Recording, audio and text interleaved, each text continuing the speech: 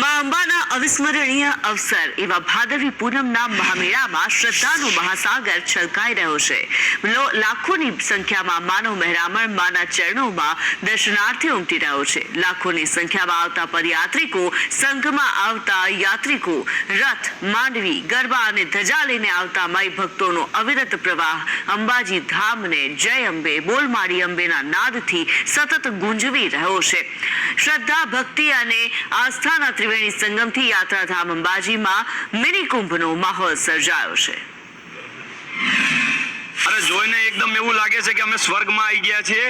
આ ગુજરાતના અંબાજીના અંદર અમે આવ્યા ને અમને આજે માં અંબાનો દર્શન થયો. અમારે દિલ પ્રફુલ્લિત થઈ ગયું ને માને દર્શનની આવ્યા છીએ. અમે 40 જણનો અમારો ગ્રુપ છે. અમે ડુંગરપુર જિલ્લાથી આવ્યા છે. અમારું ગામ દંબોલા છે. અમે ડીજે સંગાતે બધા 40 જણા 11 તારીખના નીકળ્યા ત્યાં ઓર 15 તારીખના મા દરબારમાં આવ્યા ને આજે કેવો માહોલ છે?